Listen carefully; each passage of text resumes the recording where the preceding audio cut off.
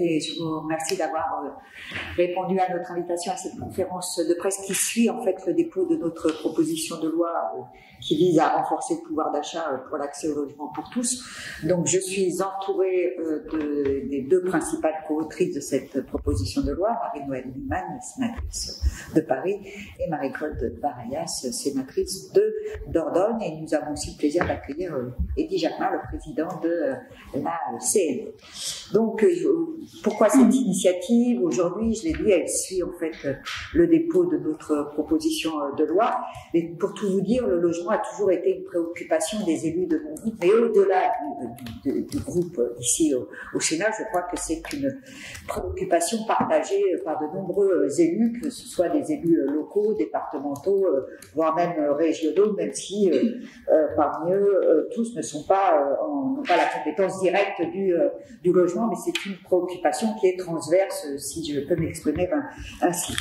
Et je crois qu'aujourd'hui, personne ne peut ignorer les mécontentements, les colères, voire les angoisses sur la hausse des prix qui grèvent durement le pouvoir d'achat des ménages, sans que pour autant les retraites, les salaires, les minima sociaux augmentent. Or, chacun le sait aussi, le logement est quand même le premier poste de dépense des ménages. Et donc aujourd'hui, tous les clignotants sont au rouge et cette situation, de mon point de vue, ne saurait se satisfaire de vagues promesses, mais de réponses durables, pérennes, et non la multiplication de primes et de chèques en tout genre. Je le rappelle, et nous le rappelons d'ailleurs dans la proposition de loi, le droit au logement pour tous est un droit constitutionnellement reconnu. Or, ce sujet ne semble pas préoccuper le nouveau gouvernement puisque il n'y a pas de ministère dédié à l'issue de la nomination du nouveau gouvernement. Alors, pour notre part, nous considérons que garantir l'accès à des logements suppose de changer complètement de logiciel. C'est ce que propose donc notre texte. Et donc je vais laisser la parole à Marie-Noëlle et à Marie-Claude. Donc je le rappelle, à l'initiative de cette PPL qui vont nous en détailler les mesures. Et je crois que je passe tout de suite la parole à Marie-Noëlle. Et vous m'excuserez, je suis obligée de vous quitter puisque j'ai d'autres initiatives dans pas le temps. Voilà, bah écoutez, merci d'être parmi nous. Merci à notre ami Jacquemin d'être là. Je dois dire qu'on a, pour refaire cette PPL, consulté toutes les amicales de locataires dans leur diversité, de la même manière des fédérations, dans leur diversité, ainsi que la Fondation Abbé Pierre. Bon, on connaît les positions du SH parce que, bon, d'une part, j'y siège et d'autre part, il faut connaître assez clairement. Et on est parti sur ces bases parce que cette PPL n'est pas une proposition de loi qui embrasse l'ensemble de la politique du logement, même si elle touche à des points clés. On a comme ligne de mire, premièrement, le logement coûte moins cher pour les Français et en tout cas ne plombe plus leur pouvoir d'achat, notamment au regard de l'inflation. Mais indépendamment même de l'inflation, il y avait une hausse continue des dépenses de logement, même quand l'inflation était basse. Donc il y a des mesures structurelles à engager parce que si on fait que des mesures immédiates, la grande tendance de l'augmentation des coûts du logement dans le pouvoir d'achat ne sera pas enrayée. Et pour l'enrayer, il faut un certain temps, ça ne peut pas être brutal du jour au lendemain, qu'on peut agir. La deuxième ligne, c'est que, évidemment, on ne peut pas simplement se contenter du pouvoir d'achat de ceux qui ont un logement, il faut quand même favoriser l'accès au logement. Alors, on n'a pas repris toutes les politiques favorables à la construction, notamment de logements sociaux. On a pris des points clés qui, notamment, nous paraissent aujourd'hui bloquer la réalisation de logements, mais surtout fait que la production de logements se fait de plus en plus en haut des plafonds, que ce soit dans le logement social ou plus cher quand il s'agit du secteur privé. Donc on a pris sous cet angle-là aussi d'éviter que les productions neuves n'entretiennent une hausse démesurée des prix du logement. Le troisième volet de cet axe-là, c'est que tout montre qu'on peut prendre des mesures, la puissance publique doit en prendre, on en propose. Mais il y a un autre axe, c'est que plus les locataires sont fragiles, sont fragilisés, sont précarisés, sont moins bien défendus, plus les propriétaires peuvent faire partir leurs locataires et faire un maximum de profit par cette rotation forcée. Donc, on consolide aussi les droits des habitants, notamment des locataires, au regard de tous ces mécanismes qui, aujourd'hui, parfois avaient été votés, mais ont été remis en cause, notamment par le gouvernement Macron, ou n'ont pas été appliqués, comme on parlera de la pub tout à l'heure. Le premier type de notre PPL, elle correspond aux mesures d'urgence. La première mesure que l'on défend, c'est celle du blocage des loyers, le gel des loyers. Pourquoi le gel des loyers? D'abord dire que pour le gel des loyers, on traite de manière différenciée les bailleurs sociaux et les autres bailleurs. Pourquoi? C'est pas par obsession de défendre le logement social, même si ça en soit une certaine légitimité, une certaine noblesse. C'est que les bailleurs privés, d'abord, sont beaucoup moins qu'il y a quelques années le petit bailleur propriétaire d'un logement qui louait pour abonder sa retraite. On a de plus en plus de multipropriétaires qui d'ailleurs bénéficient des avantages fiscaux. Avec les profits qu'ils font sur les uns, ils en achètent davantage. Et là, il y a toutes des études qui, honnêtement, moi-même m'ont étonné, alors que je connais bien ce sujet, de l'accélération des multipropriétaires et de la disparition des multipropriétaires et de la disparition de l'unique propriétaire bailleur. Donc, deuxièmement, tous ces multipropriétaires-là ont bénéficié d'avantages fiscaux, mais surtout ont emprunté pour acheter à un moment où les taux étaient très bas et des taux fixes. En France, on emprunte dans l'immobilier à taux fixe, tandis que les bailleurs sociaux, ils sont liés au livret A à taux variable. C'est-à-dire que là, si on leur impose le blocage des loyers sans compensation de la puissance publique de la durée, ils vont payer plein pot leurs intérêts, puisque le livret A va augmenter aussi. Donc, on est dans un mécanisme où il est nécessaire de prévoir pour les bailleurs sociaux disons, la compensation. Alors, pourquoi ce blocage? D'abord, parce que les loyers, d'une manière générale, ont augmenté plus vite que le coût de la vie dans les années précédentes. Donc, il y a notamment la relocation. Donc, il n'y a aucune raison de ne pas avoir un mécanisme qui met un coup d'arrêt à ça pendant un certain temps, parce que la simple indexation du logement va à l'inflation, qui a d'ailleurs souvent lieu beaucoup plus tard, continuera à peser trop lourd dans le pouvoir d'achat de nos concitoyens. En plus, c'est une mesure simple et qui a l'avantage d'une efficacité immédiate pour nos concitoyens en termes de pouvoir d'achat. Mais ça ne suffit pas, parce que, comme je disais en aparté tout à l'heure, dans ce que payent les Français pour leur loyer, il y a deux choses, notamment les locataires. Il y a le loyer et les charges. Et là, les charges, les bailleurs, quels qu'ils soient privés ou publics, ils sont plein pot à subir l'augmentation du prix de l'énergie. Donc, il faut que les locataires puissent avoir l'APL charge en particulier très fortement valorisée. Donc, grosso modo, on propose, puisqu'il y a eu un grand retard à l'allumage de la suivi des APL par rapport au coût réel du loyer, d'actualiser en fonction de l'inflation des APL et d'autre part de doubler le forfait charge. Grosso modo, c'est le point, alors on peut répondre au point technique pour dire comment on fait, mais c'est ça l'état d'esprit. L'autre point, c'est le doublement du chèque énergie. Alors là, c'est moins logement, mais on veut expliquer que le chèque énergie et l'APL charge, c'est pas tout à fait la même chose. Parce que l'augmentation du chèque énergie, c'est beaucoup les transports, la mobilité, bon, en partie de chauffage, mais enfin. Et puis il y a des gens qui n'ont pas l'APL, et notamment les petits propriétaires occupants, qui eux ont des gros problèmes d'énergie. Donc voilà, grosso modo, le premier point dans les mesures immédiates d'urgence. Le deuxième point, c'est arriver à ce qu'on solvabilise mieux l'accès au logement.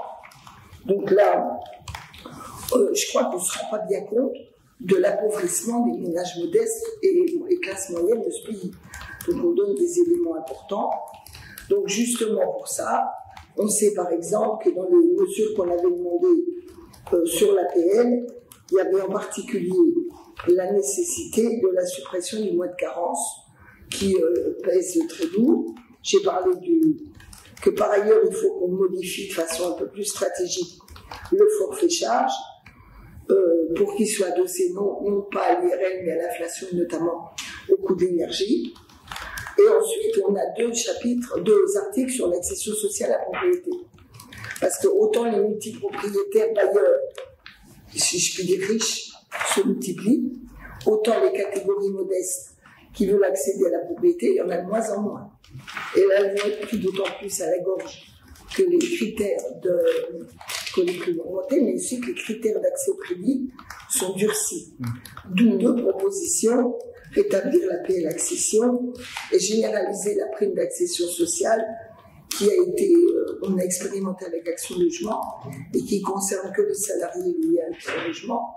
Et nous, on pense que les fonctionnaires, les indépendants et autres, là, il doit y avoir un point. Le titre 3 renforce l'encadrement des loyers. On est dans l'actualité. Bon, d'abord, grosso modo, la ligne, on va rentrer dans les détails techniques.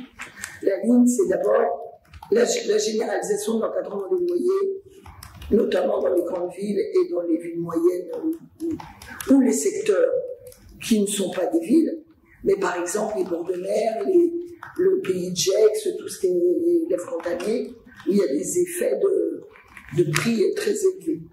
Donc dans tous ces territoires, de manière générale, à part des zones rurales très excentrées, nous proposons, des toutes petites villes et bourgs, nous proposons de généraliser l'encadrement des loyers. Par ailleurs, on souhaite qu'on redéfinisse les règles concernant les loyers à la relocation, puisqu'on ne veut plus les plus 20, moins 20. On propose que ce soit le loyer médian de la zone qui soit pris comme référence. Il n'y a pas de raison de permettre une augmentation de 20% par rapport à cela, sauf cas particulier dont on parlera tout à l'heure. La deuxième chose, c'est que nous souhaitons alors, il faut donner un peu de nous, parce que si c'est vraiment que le loyer de référence, il y a des cas où c'est inadapté, etc. Donc on donne un peu de nous aux collectivités territoriales pour, quand elles sont vraiment dans des coins où il y a nécessité d'avoir un peu plus de souplesse, elles puissent se décider mais qui ne doit pas dépasser 10%. Les auteurs, alors il y a tout un débat sur le complément de loyer. Vous savez qu'il existe des définitions du complément de loyer. On a essayé de veiller à ce que la jurisprudence, qui est aujourd'hui très flottante, n'ouvre pas les vannes grandes au complément de loyer, et donc on demande que ce soit clairement encadré, la définition de ça. Ensuite, on propose que soit interdit la possibilité de mettre des compléments de loyer, parce que le complément de loyer, c'est pour dire, oui, mon appartement, il est plutôt mieux que la moyenne du coin. Hein. Donc, ce complément de loyer, on l'interdit pour les logements FG. Parce que ça serait quand même le comble que les gens payent plein pour les charges et qu'ils payent des compléments de loyer. Alors ensuite, le titre 4, c'est un titre qui crée un observatoire des prix et des marges dans le secteur de l'immobilier. Alors là, il faut bien vous rendre compte qu'on observe aujourd'hui, mais c'est pas si nouveau que ça. Quand on a des aides fiscales, on découvre que soudainement, les produits, par exemple, on dit on va améliorer les fenêtres, on va donner des aides fiscales pour les fenêtres. Soudain, le prix des fenêtres augmente. Bon. Donc, et du coup, l'aide fiscale est au producteur de fenêtres et pas au gars qui fait. C'est un mécanisme. Par ailleurs, on voit bien là qu'il y a des mécanismes de rétention. Il y a des gros vendeurs de matériaux qui ont retenu leurs matériaux pour les vendre plus tard, pour faire de la plus-value. Hein. Donc c'est un risque, en plus en période d'inflation, d'avoir des mécanismes comme ça spéculatifs. Et un peu comme on le fait dans l'agriculture, j'espère avec un peu plus d'efficacité, mais bon, ça c'est un autre sujet. on souhaite qu'on puisse suivre l'évolution des prix, des matériaux, des interventions, des marges, etc., pour qu'il n'y ait pas de spéculation indue dans le système. Ensuite, on propose des luttes contre la spéculation immobilière et la rente. Il faut bien vous dire que si les loyers ont augmenté, si les prix des logements ont augmenté très fortement, ce qui a le plus augmenté, c'est le foncier. Grosso modo, c'est 130% d'augmentation, j'ai plus les chiffres en tête, vous les trouverez, 130% d'augmentation de l'immobilier, ou 200 quelques, tu me diras si je me trompe, en moyenne, pendant que le foncier, c'était du 200-300%. Donc là, il y a un problème de rente foncière. Et d'ailleurs, avec le ZAN, ça risque de croître et embellir, parce que moins il y en a, plus ils vont spéculer. Donc on propose d'instaurer un prix au plafond dans les transactions foncières et immobilières, un petit peu comme les loyers. Bon, je ne vais pas rentrer sur tout. On crée une contribution de solidarité urbaine. Ça, c'est un amendement qu'on dépose régulièrement. Pourquoi? Eh bien, parce que les secteurs les plus riches, où les prix sont les plus élevés, c'est évidemment ceux où il y a moins de logements sociaux, et plus ils sont chers, moins il y a de logements sociaux. Donc l'idée, c'est de créer une contribution de solidarité sur les transactions très élevées. On avait retenu jusqu'à présent 10 000 € du mètre carré, sachant que la moyenne en 2017 était à 1 450. De toute façon, on renvoie un décret. Il faut quand même actualiser parce que hélas, ça a augmenté. Il faut sans doute augmenter le plafond. Mais en tout cas, l'idée, c'est que les ventes les plus chères doivent être taxées pour permettre d'abonder le fonds pour le logement social. Bon, surtaxe sur les plus-values. Les plus-values sont taxées de façon progressive et nous, on propose qu'elles soient augmentées de 2% à partir de 150 000 €, puisqu'en fait, il n'y a quasiment aucune réévaluation du taux des sur-plus-values, augmentation du taxe sur les logements vacants et contrôle des aides fiscales comme type Pinel. Figurez-vous que la Cour des comptes a montré qu'on ne contrôle rien du tout. Donc on a plein d'aides fiscales, ça coûte bon, 1 milliard au moins par an, et on se retrouve avec des gens qui sont dedans, qui ne correspondent pas au plafond de revenus, etc. Donc, la moindre des choses, on a un débat sur l'investissement locatif, la première des choses, contrôler et sanctionner. Ensuite, l'idée, le titre 6, c'est la mobilisation de foncier public. Le précédent Premier ministre s'était engagé à mobiliser le foncier public pour le logement et notamment le logement social. Bon, on n'a rien vu venir. Donc là, ce qu'on propose, c'est que toutes les opérations d'aménagement et les opérations de friches urbaines et industrielles qui sont financées par le fonds friche, quand il y a du logement, parce que si c'est pour faire une pépinière d'entreprise, bon, non, mais quand il y a du logement, il y ait au moins 50% qui soit du logement social. Ensuite, on propose l'abolition de la RLS. Ça, c'est un vieux débat. On propose le rehaussement des plafonds pour l'accès au logement social. Les gens dans le logement social sont de plus en plus pauvres. Mais alors vraiment, nettement, on vient d'avoir les derniers chiffres de message, de plus en plus pauvres. Et après, on dit, il n'y a pas de mixité sociale dans le pays, parce que, évidemment, comme par ailleurs, on n'a pas l'opportunité d'avoir des plafonds qui permettent, par exemple, à un jeune fonctionnaire, pas trop pauvre, pas trop en bas, de rentrer, ou deux instants, de rentrer dans le logement social. Et bien, les travailleurs, disons, dits importants, dits essentiels, ont du mal à se loger. Deux, on ne peut pas jouer sur cette carte indispensable de la mixité sociale. Et après, on pleure sur le communautarisme, le repli, etc. Exactement. Et il faut tout faire pour l'éviter. Et ça y compte. Ensuite, on propose d'augmenter la loi SRU de 30% en zone tendue.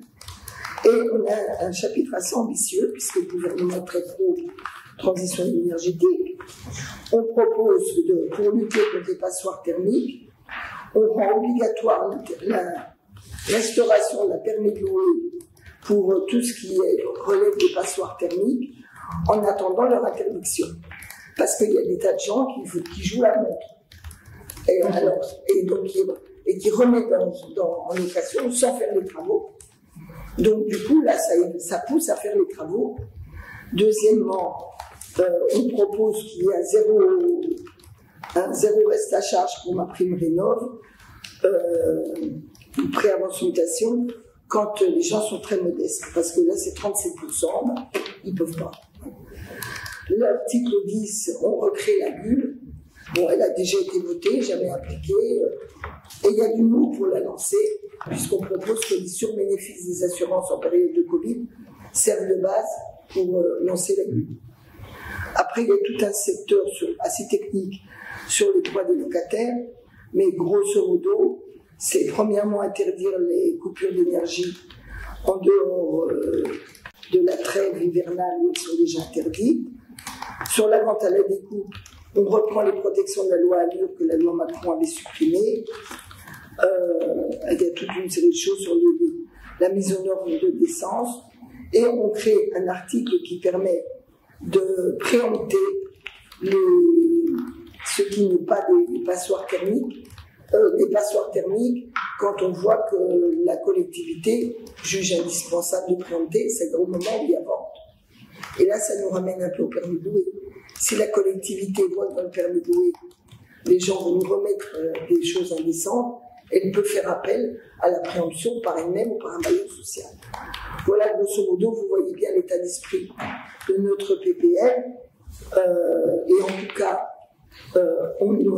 en attendant qu'elle est déposée et en attendant qu'elle soit débattue, on va avoir des occasions de reprendre des bouts entiers de nos PPL, notamment dans le débat par amendement, notamment dans le débat sur le pouvoir d'achat, ou bien évidemment s'il y a une loi de finances complémentaire, et en tout état de cause, au final, pour la loi de finances. Marie-Claude. Très bien, Marie-Claude, d'accord. Je suis désolée, je suis obligée de... Je crois que Marie-Noël a dit l'essentiel de ce que nous avons un petit peu travaillé au sein de cette PPL. Simplement, je voudrais rappeler que la crise du logement dans notre pays, elle est avant tout une crise du logement abordable, du logement à loyer modéré. C'est le poste du budget des ménages qui a le plus dégradé le pouvoir d'achat au cours des 15 dernières années. Notre système il repose sur 3 piliers: la CDC, le 1% logement, les aides à la pierre de la part de l'État, mais aussi des collectivités locales. Il faut le dire et rappeler, dans son dernier rapport, l'Oxfam rappelle que les milliardaires ont gagné plus d'argent lors de la pandémie que lors des 10 dernières années. En même temps, les inégalités sociales se sont creusées puisque 7 millions de personnes bénéficient de l'aide alimentaire contre moins de 5 millions avant la crise. Donc, il y a une véritable paupérisation de ces populations les plus vulnérables. Et c'est vrai que depuis, de plus, la montée de l'inflation, ça a été dit, attaque directement le pouvoir d'achat. Elle touche les prix bien sûr les prix de base, les prix de consommation comme l'alimentation, les transports, l'énergie, la santé, ce qui fait que les plus précaires ont du mal à accéder aux services. Moi, je crois que ce qui a été dit, c'est qu'aussi les aides publiques au logement, il faut le dire, avec la loi Elan du dernier quinquennat, a aggravé la situation du logement en réduisant et a contribué à réduire la production, puisque nous avions une production qui était de l'ordre de 120 000 logements par an, et la crise aidant certainement, mais la RLS imposée aux bailleurs sociaux, la réduction de loyer solidarité qui compensait la baisse de l'APL, infligée aux bailleurs sociaux, a considérablement réduit la production en réduisant de façon drastique leur autofinancement. Et donc, on peut dire que aujourd'hui, c'est ce qui fait aussi que la production a considérablement baissé. Les aides publiques au logement sont passées de 7 milliards en 2010 à 4 milliards en 2020. Par contre, Marie-Noël parlait de la défiscalisation. Grâce à la défiscalisation, les montants de l'argent public consacrés aux propriétaires à devenir des multipropriétaires ont bondi de 1 milliard en 2010 à 7 milliards en 2020. Ce sont des chiffres que je considère très significatifs. Le logement aujourd'hui, c'est 1,6% du PIB en 2020. ça représente 38 milliards et demi. Hein. Mais dans le même temps, bien, les recettes fiscales liées au logement ont été multipliées par 2 en 20 ans. 80 milliards, elles représentent. Donc, c'est quand même, le logement est assez, on peut considérer, assez juteux financièrement quand même. Voilà, donc, évidemment, à défaut de l'offre de logements abordables et du fait de la flambée de l'immobilier, 1,2 million de personnes sont en impayé, en situation d'impayé, et 5 millions en situation d'effort, considère effort excessif. Voilà, on peut. Moi, je voulais rajouter aussi que, si vous voulez, s'agissant de la limitation de la spéculation, je sais plus c'était d'ailleurs ce que je voulais dire, mais bon, c'est pas grave. On reprendra tout à l'heure. Les chiffres. Ouais. Oui, la lutte contre la spéculation et celle de la rente foncière et immobilière. Il faut dire que la rareté du foncier en zone tendue a renforcé ces phénomènes spéculatifs, et on le vérifie dans nos villes, y compris dans la ruralité, hein, où ces phénomènes participent à éloigner du centre les familles les plus modestes, avec tout ce que ça comporte de frais supplémentaires de transport, de frais de carburant, de tout ce qui tourne autour de cet éloignement, bien évidemment. Et puis rappeler que, quand même, des chiffres qui sont importants, 3,5% des ménages propriétaires, à eux seuls, possèdent 50% des biens mis à la location. C'est quand même pas, ce sont des chiffres qui sont très parlants. 1 million d'entre eux possèdent au moins 5 biens immobiliers. Bien sûr, ils sont dans les grandes villes et se placent dans une logique d'accumulation patrimoniale. Voilà. Cette richesse immobilière, elle est très concentrée en France, et dans les grandes villes. Il faut, dans le même temps, bien sûr, revoir les dispositifs fiscaux qui encouragent cette rente immobilière. Voilà, on pourra poursuivre après.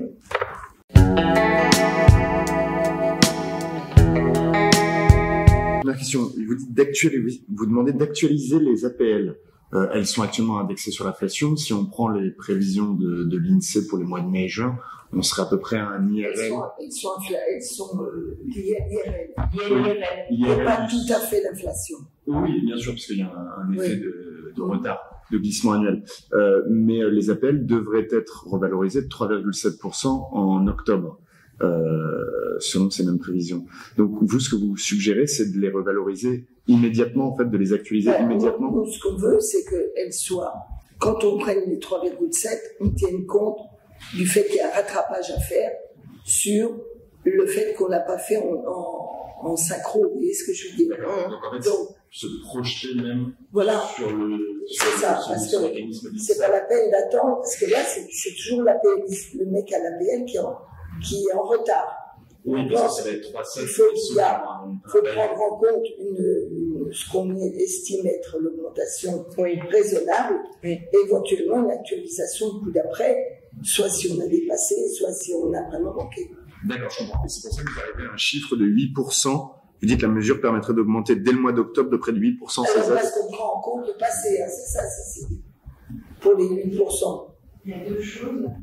Il y a la mesure d'urgence qui a été annoncée des APL sur le manque académique et la quinquennat, où les APL ont été désindexées de l'IRL, donc elles sont quasiment. Oui, voilà, et elles rattrapage. Et la mesure structurelle, c'est d'indexer les APL, non seulement sur l'IRL, mais aussi sur l'inflation. Et là, ça aboutirait, au-delà du rattrapage, à une hausse de 8%. De 8%, puisqu'on considère l'inflation à hauteur de 6%, à peu près, c'est ça. Donc l'IRL, l'augmentation de l'IRL plus l'inflation, ça fait 8%. Oui, c'est ça. Ok. De toute façon, l'APL, il faut quand même. Le gouvernement attaque, depuis maintenant 5 ans, la mesure qui, par la Cour des comptes, est considérée comme la plus redistributive dans le mécanisme, une des plus redistributives dans le mécanisme d'aide sociale. Puisque vous savez qu'en France, à différence des autres pays, on a les inégalités de revenus sont compensées, entre guillemets, par les aides indirectes, la protection sociale, etc. Dans les plus efficaces pour la redistribution, il y a l'APL. Et c'est justement ça qu'ils ont essayé. Donc, c'est vraiment un mécanisme qui est double, qui donne du pouvoir. Après, on peut faire tous les chèques pour les plus modestes, mais ceux-là, on est sûr qu'ils sont plus modestes. Et là, on soutient sérieusement le pouvoir d'achat, avec un effet famille. C'est-à-dire qu'on a beaucoup d'enfants pauvres dans ce pays.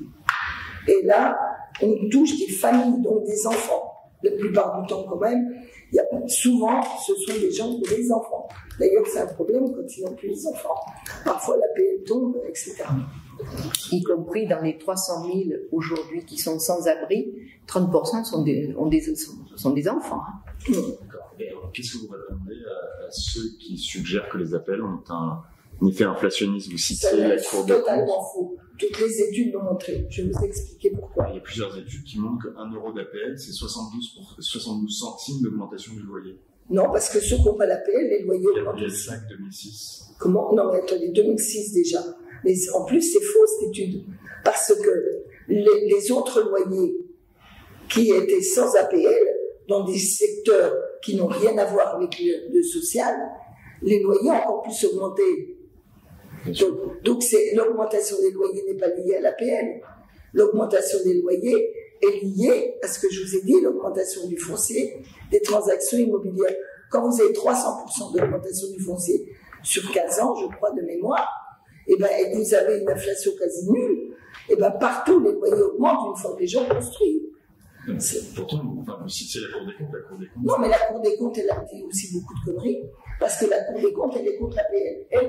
La Cour des comptes, c'est ça. Son dernier rapport, c'est le logement social que pour les très pauvres. Puis après, ils viendront chialer qu'en France, il y a une marginalisation du communautarisme. Et comme la mixité sociale. Voilà, après, ils viendront vous dire, et puis par ailleurs, ça veut dire qu'ils laissent au marché, toutes les catégories populaires, qui voteront aimablement RN quand ils diront tout pour les très pauvres, entre guillemets, pas entre guillemets, les pauvres français, et les autres. Donc, nous, on fait pas de séparation des couches populaires. En revanche, l'APL, lui, est un élément qui, une fois qu'on accède au logement social, permet de bien graduer en fonction des revenus des gens. Bon. Et la Cour des comptes, c'est sa philosophie.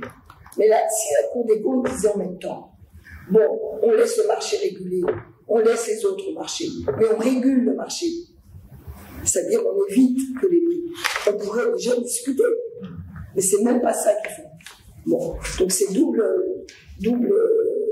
truc. Et alors vous ne voyez pas la Cour des comptes très mobilisée sur les aides fiscales aux multipropriétaires. Ça ne les traumatise pas. Vous avez déposé la PPL hier.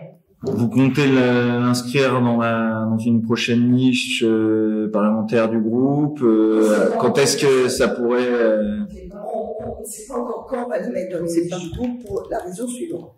Si on a un débat de pouvoir d'achat qui nous permet de déjà y faire débattre, à défaut d'approuver par tous nos collègues, une large partie de la PPL, si on a un collectif budgétaire ou une loi de finances complémentaire qui permet de faire passer l'autre, il y a moins d'urgence à déposer notre niche parce qu'on connaîtra le vote de nos collègues et on aura fait connaître nos propositions pour essayer de faire avancer le chemin.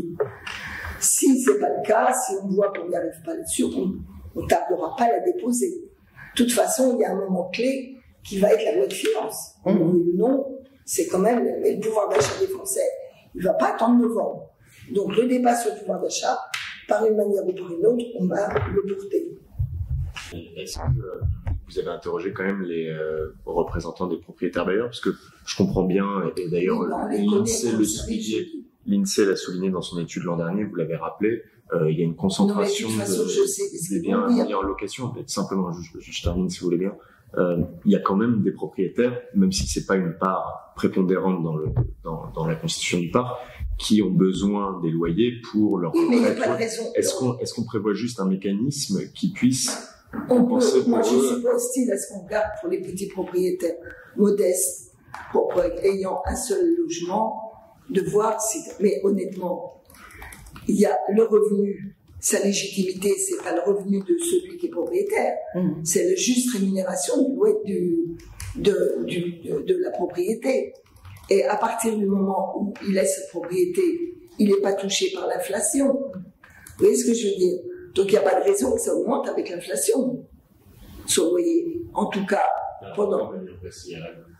Parce que justement, on était dans un mécanisme où on voulait inciter les gens. Mais cela dit, je ne suis pas pour non plus pour dire qu'il ne faut jamais augmenter le loyer. Parce que vous aussi subissez l'inflation. Voilà, mais en même temps, je rappelle que le loyer, il est fait pour compenser le service. Il n'est pas fait pour assurer un revenu aux gens. Les deux sont liés. Néanmoins, le gel, il n'est pas ad vitam aeternam. Hein. Et donc, nous sommes pour un encadrement sérieux des loyers, l'IRL en temps normal, et le gel dans cette période de flambée que le gouvernement lui-même, qui est exceptionnel d'inflation. Vous pensez d'une ambition de transition énergétique? Oui, alors, dans la transition énergétique, on dit plusieurs choses. Tu me diras, si j'en oublie, parce que ils sont à plusieurs points. Premièrement, on veut lutter contre les passoires thermiques. Comment? Absolument. Alors, première chose, c'est que on pense que les passoires thermiques, quand vous savez qu'on a le droit maintenant de définir des zones de permis de louer. Donc, on pense qu'il faut mettre dans les zones de permis de louer celles où il y a les passoires thermiques. D'une manière générale, on dirait quand il y a une passoire thermique, la collectivité peut décider des secteurs qui sont en passoire thermique. Et de toute façon, à ce moment-là, ça veut dire qu'ils sont obligés de déclarer leur passoire thermique. Pourquoi on dit ça? Parce qu'on sait que dans certains territoires, alors le gars qui a la passoire thermique, il joue la montre. Et puis en attendant, il engrange le profit. Voilà. Donc le permis de louer permet de lui dire non, ou oui si, faites des travaux, ou bien bon, effectivement, vous n'avez pas les moyens, on vous laisse encore un peu de mou, etc. Et on met pareil pour ça, en parallèle, indépendamment du permis de louer, on élargit le droit de préemption urbaine pour les passoires thermiques. C'est-à-dire qu'un maire qui voit passer une vente d'une passoire thermique, s'il pense que le gars qui achète la passoire thermique, ou il peut exproprier dans certains cas, il dit là, vous me foutez de ma tête, il est hors de question que ça reste des passoires thermiques, on préempte. D'accord? Et tout ça en attendant l'interdiction, parce que je vous rappelle que l'interdiction de louer va arriver en 2035, je ne sais plus. Elle arrive dès l'année prochaine. Et ça commence pour les voilà. Donc tout ça, c'est pour aussi que la période de tuyau, qu'on fasse un peu un tuyautage et que les gens ne jouent pas la montre d'attendre la dernière minute pour après nous dire on ne peut pas, il y a trop de logements qu'on ne peut pas louer, on va mettre les gens à la rue, etc. Et puis le troisième point, c'est la modification de la prime rénov'. La prime rénov' qui était insuffisante. Ne marche pas pour les catégories qui étaient insuffisantes. Très pauvres, parce que le reste à payer. Le reste, la charge est trop importante. Il y a d'autres choses. Et il y avait en plus l'interdiction de l'employé dans les zones. Ah oui, oui, c'est dans l'encadrement. C'est ce que je vous ai dit. Par exemple, prenons l'exemple, vous avez un appart et une terrasse. On va dire que c'est du luxe, une terrasse en Paris, enfin en région parisienne. Donc la tentation de mettre la terrasse en complément, qui n'est pas totalement absurde, sauf que si tout le reste c'est du F et G, ben non, pas de complément. Quoi. La terrasse ne justifie pas. J'avais une question en contexte politique. Ici, il y en a qui soutiennent la NUP, d'autres qui ne soutiennent pas. Il y a un programme logement de la coalition de la gauche il y a des dispositifs où vous allez un petit peu moins loin que le programme de la NUP qui dit encadrer les loyers partout sur le territoire, donc ça, et à la baisse dans les grandes villes. Donc là, entre guillemets, le programme de la NUP, et j'ai pas vu de... Pour l'instant, moi je ne sais pas comment on fait pour le baisser.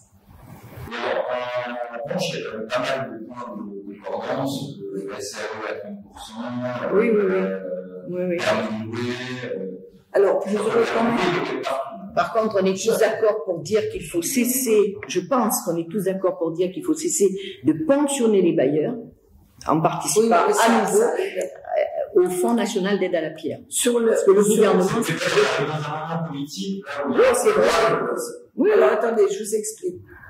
Quand on dit à la baisse, on a comme ambition que les loyers par rapport au prix évoluant aillent plutôt vers la baisse, en tout cas ne suivent pas la hausse de tout le reste. Alors, il y a des cas où ça peut être à la baisse, puisque je vous rappelle que dans l'encadrement, c'est plus, donc là déjà on est plus 10, moins 10, si les collectivités le choisissent. Donc déjà, on se met au fait qu'ils ne peuvent pas augmenter à la relocation s'ils sont au-dessus du prix médian. Bon. Donc, et les collectivités peuvent se donner l'une. Mais on peut aussi faire baisser entre moins 10, donc il y a des baisses possibles. Pour nous, l'urgence, parce que là on a pris des mesures d'urgence, pour nous l'urgence, c'est d'abord que le blocage se mette en œuvre partout, qu'il soit prix médian et pas les plus 20, moins 20, qu'on le contrôle et qu'on sanctionne. Parce que là, on trouve bien, c'est 37% à peu près des mises en location dans les annonces à Paris ne respectent pas l'encadrement des loyers. Or, si on va au tribunal, c'est une amende de, je ne sais plus, 5 000 €, quoi. Maxi. Inutile de vous dire que c'est pas dissuasif. Donc, on en propose une amende dissuasive au moins 10 000. Et alors, une dernière question pour compléter un petit peu la précédente. C'est un texte qui est quand même très très fort, j'allais dire presque offensif.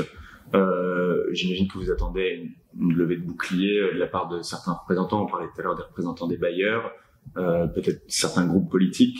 Est-ce qu'il y a des articles sur lesquels vous ne dérogerez pas, qui sont des priorités? Vous avez parlé tout à l'heure des APL. On n'est pas en train de négocier des votes là. On est dans la première phase d'affirmer la cohérence de ce qu'on dit, d'alerter nos collègues sur le fait qu'il y a d'une part l'inflation, mais d'autre part, tout le monde, là dans le débat budgétaire, des dérives des coûts du logement qui non seulement plombent le pouvoir d'achat des gens, mais pénalisent l'économie nationale. Parce que quand vous mettez de l'argent dans la rente foncière, vous ne mettez pas de l'argent productif pour aider à la consommation et donc aider le tissu économique du pays. D'accord? C'était un petit peu le propos d'Emmanuel Macron au début de son premier tour. Exactement. Donc, s'attaquer à la rente, c'est une bonne chose. Simplement, il ne l'a pas fait, il a fait l'inverse. Donc, on lui demande rien. On espère que la majorité permettra de le faire. Et en tout cas, on va voir. Vous savez, les levées de bouclier, moi, il se trouve que je connais assez bien ce domaine. Quand il y a eu la loi Quillot, la France allait devenir le goulag. Les propriétaires allaient... Eh ben non, ils ont continué. Le seul moment où il y a une chute de l'investissement locatif, c'est pas le petit propriétaire. C'est quand les banques, les assurances, les institutionnels ont abandonné la pierre pour aller vers la finance, les placements financiers. Bien sûr.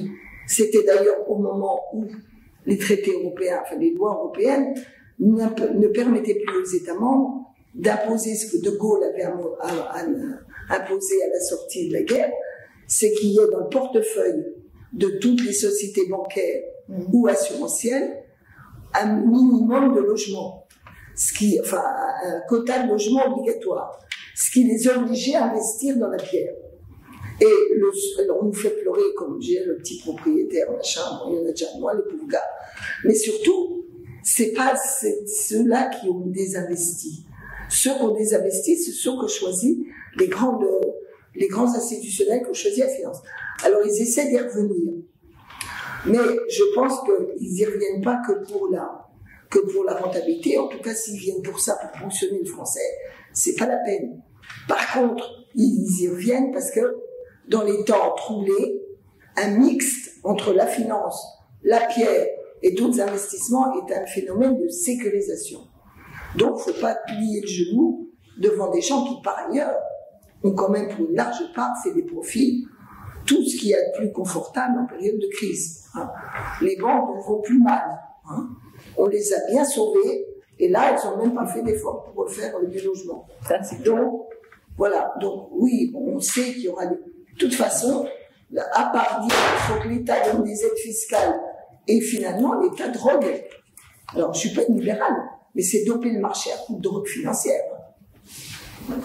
Donc, moi, je suis pour des aides publiques, ciblées, et qui ne modifient pas globalement le marché à la hausse. C'est quand même pas le but.